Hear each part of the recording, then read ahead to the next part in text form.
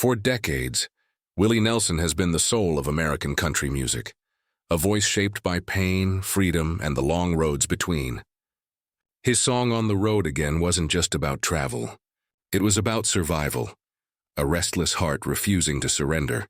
But behind that gentle smile lies a lifetime of battles. Every breath he takes today is a quiet war against the scars left by smoke and time. Born in Abbott, Texas, in 1933, Willie's first lullabies were the sounds of loss. His mother left when he was a baby, his father soon after. He and his sister Bobby were raised by their grandparents. Simple, poor people who believed music could heal what hunger couldn't. One evening, his grandfather, a blacksmith, handed him a small guitar, still warm from the forge. "Play what you feel," he said. And from that day, Willie learned to turn sorrow into song. When pneumonia took his grandfather, Willie was only 6. He held the old man's hand, counting every breath, afraid of silence. That sound, the fading breath of the man who gave him music, became his first heartbreak, and the rhythm that shaped his soul. Forever, the air around him grew thin, just like the space left inside him when his parents walked away. Years later, Willie Nelson would write, "Our separation from mother and daddy seemed worse than death, because they were still out there in the world, but not with us." That wound became the rhythm of his life. Every song he ever wrote was stitched together from the echoes of that empty house.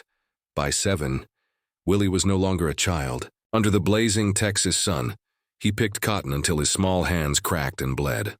In winter, the cold sliced through his clothes like a knife. Hunger followed him like a shadow, and he learned early that work could hurt deeper than loneliness. At night, he sang in smoky bars, his thin voice trembling under a single yellow bulb. The crowd barely looked up, but still he sang as if his missing mother might walk out of the haze. The applause, when it came, was faint but sacred. The smoke burned his throat, but that sound, that fleeting recognition, was enough to keep him alive.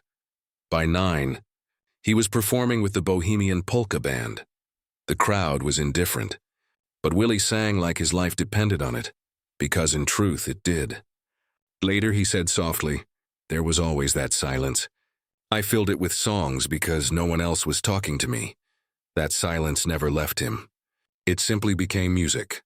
Every note, a heartbeat against the quiet that once tried to erase him. The boy who sang to survive became the man who sang so the world could breathe. By his teens, the Texas sun had carved its lessons into his skin. Days began before dawn, bent over cotton fields that stretched further than hope. His back burned, his hands bled, and his will hardened. He wasn't driven by ambition, only by hunger. At 14, he was already a man, trimming trees, scrubbing dishes, patching saddles, and spinning other people's songs on a local radio. He even sold encyclopedias door to door, to families too poor to buy bread. It didn't feel right, he'd say later, selling words to people who couldn't afford dinner. But guilt didn't pay bills. In winter, he slept in borrowed cars, his breath fogging the glass. In summer, the heat tried to kill him, but neither season succeeded. He played in bars that smelled of whiskey and failure. No one listened. But he sang anyway, not for applause, but to prove he still existed. Every coin tossed into a tip jar, every clinking glass was a heartbeat whispering, "You're still here." And when he finally left Abbott in his early 20s, he took with him a battered guitar, a notebook full of songs, and a hope as fragile as paper, driving toward Nashville, chasing a dream that had already broken better men. Nashville, the city of music, didn't open its arms to Willie Nelson. It turned its back. Producers saw a wrinkled shirt, a rough voice, eyes that had seen too much, and said, "Come back when you sound like someone else." He smiled, nodded, and walked away, because pride was the only thing he could still afford. Days blurred into nights, rejection stacked like unpaid bills. He spun records for others, slept in small rented rooms, whispering his own songs into the dark. Funny how time slips away. Crazy. Family Bible. Songs born from hunger and heartbreak. He sold Family Bible for $100 just to eat, and listened as another man made it famous. The world danced to his pain without ever knowing his name. He lived in a rusted trailer beside a cemetery, surrounded by ghosts, silence, and cheap whiskey.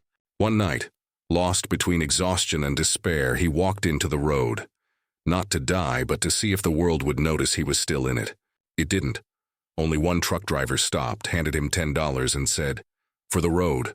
That kindness, small and quiet, kept him alive. He called those years the long storm, the kind that doesn't rage, it erodes.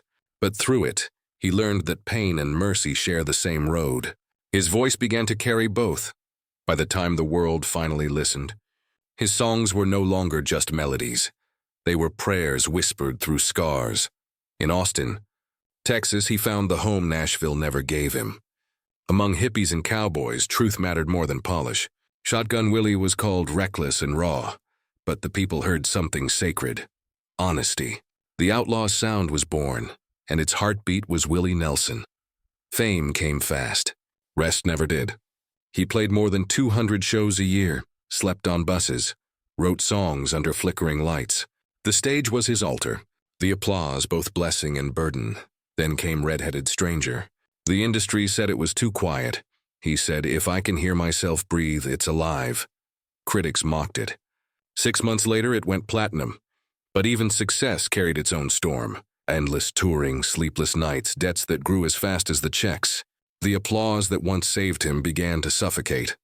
In 1978, when he released Stardust, a record everyone said would end his career, it sold over 5 million copies. He laughed later and said, "They said I was crazy." They were right. Behind the laughter lived exhaustion, the kind that seeps deep into your bones. Night after night, Willie Nelson smiled through pain, his body begging for rest while the world begged for more. He sang through fever, heartbreak, and the quiet voices that whispered he had nothing left to give. Tours failed, films flopped, and debts grew. But Willie paid every musician, every crew member, even when there wasn't enough left for himself. Then came the song that saved him, "Always on My Mind." Recorded half asleep, it sounded less like a song and more like a confession, a love letter to everyone he had ever disappointed, including himself. When it hit the airwaves, the world fell silent. For once, Willie wasn't chasing the audience. The audience came to him. Before the legend, there was just a boy with a guitar and a heart too big for Texas. At 19, he married Martha Matthews, just 16, wild and full of fire. Their home was poor but alive. Laughter, radio songs, and the hum of Willie's guitar mixing with the clatter of pots. But poverty soon crept in. Nights got longer, tempers shorter. He played bars till dawn. She waited with 3 children and fading hope. Love became both their comfort and their curse. One night in a drunken fight, Willie threw Martha into a river and then jumped in to save her. "I was terrified," he later said, haunted by the man he almost became. Their love limped on through laughter and tears until by 1962, it simply broke. He left with a guitar and a guilt that never left him. She stayed, holding what remained. 3 small faces watching their father fade into the Texas dark. "Every song I've ever sung," Willie once said, was an apology she never heard. 2 years later, he found solace in music again, and in another voice. Shirley Colley, a singer whose laughter matched his melody. Together, in a little cedar house in Ridgetop, Tennessee, Willie thought he'd finally outrun the storm. But some storms don't end. They just learn how to sing. 2 guitars leaned against the wall, a pot of coffee growing cold between songs.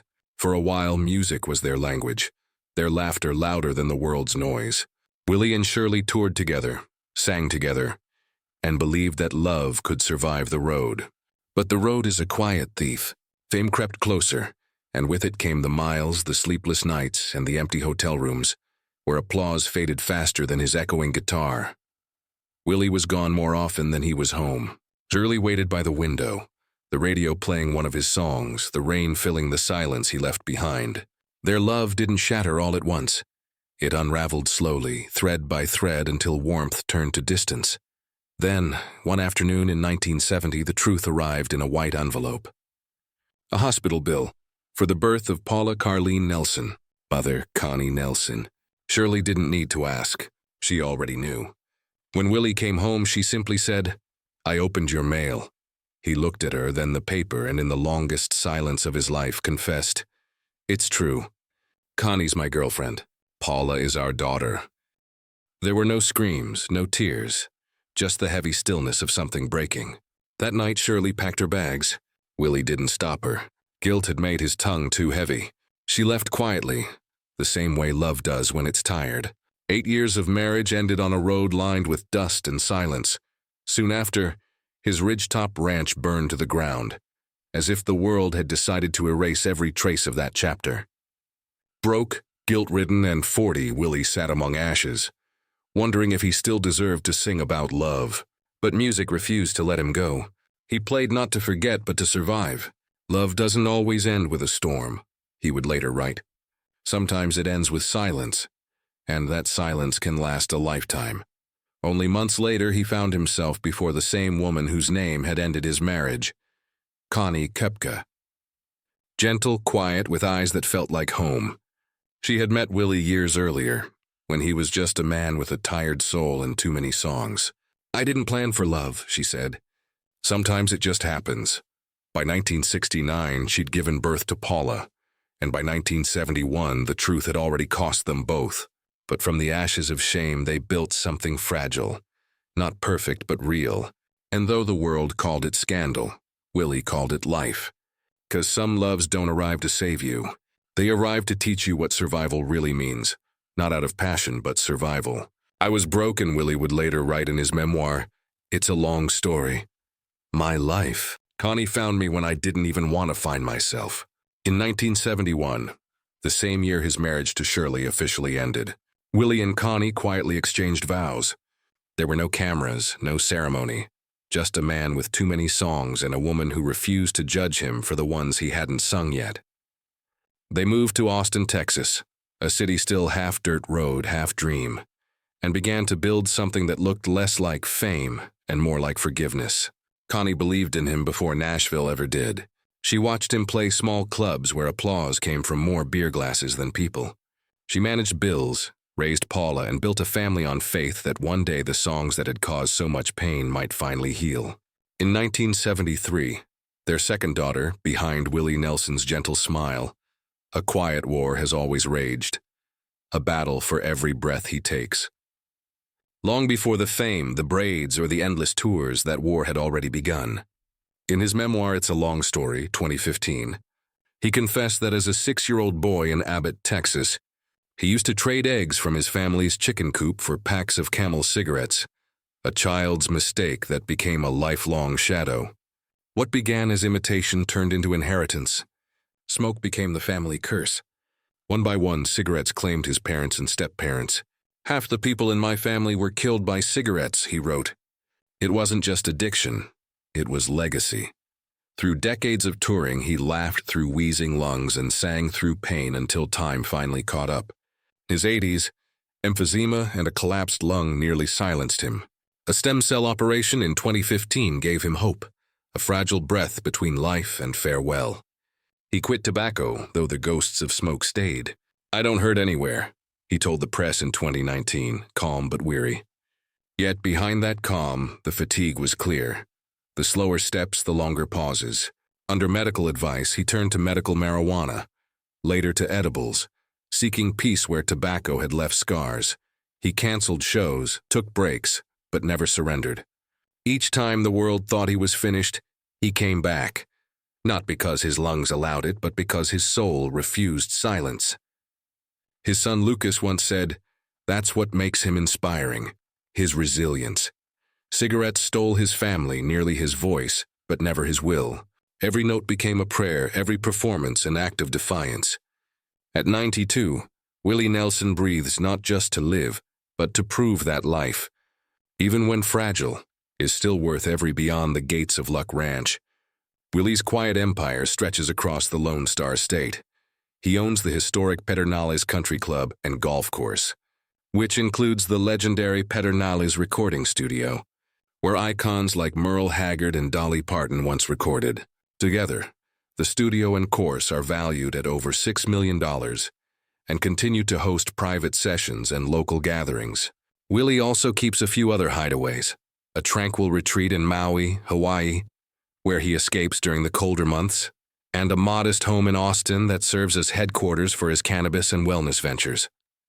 His brands, Willie's Remedy and Willie's Reserve, built on organic, eco-friendly products, have become multi-million-dollar enterprises, a reflection of his lifelong belief in health, harmony, and personal freedom.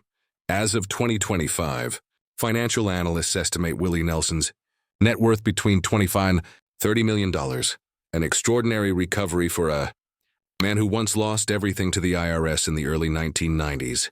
Yet, that fortune was never born from luxury or greed. It's the harvest of endurance. Decades of relentless touring, royalties from more than 70 albums, and investments in green energy and hemp farming transformed a man who once slept in cars into a quiet magnate of purpose. His vehicles today tell his story. A few vintage Mercedes-Benz convertibles, an old Ford pickup that still smells of tobacco and sweat, and his legendary tour bus, Honeysuckle Rose, now preserved as a national artifact of American road music. He owns no yacht, no private jet, only a twin-prop plane used occasionally for tours. The extravagance of Willie Nelson's life isn't measured in possessions, but in peace. "Everything I ever wanted," he once said, "I can see from my porch." Inside his home, family is the rhythm that keeps the old outlaw steady. His wife, Annie D'Angelo, his anchor for over 3 decades, remains the calm in every storm.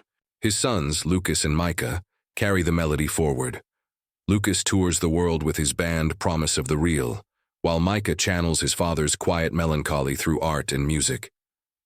His daughters Paula, Amy, and Lana oversee the family's creative and charitable projects, ensuring the name Nelson continues to stand for compassion as much as for music.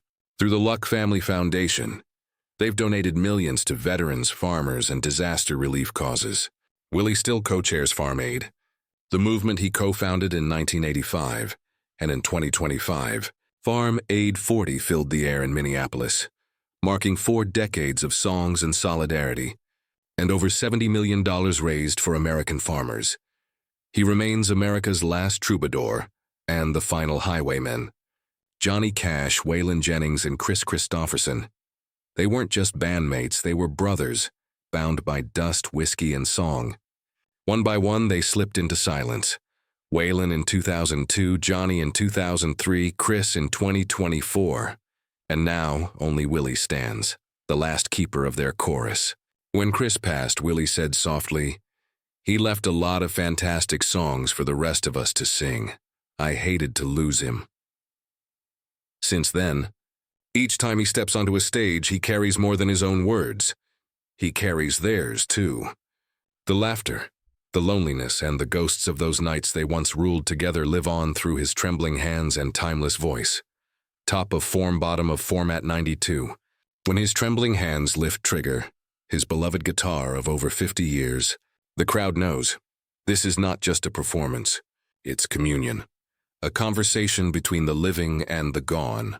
Though his body moves slower now, his spirit remains a flame that refuses to die. In 2024, he released The Border and The Last Leaf on the Tree, albums filled with breathtaking reflection.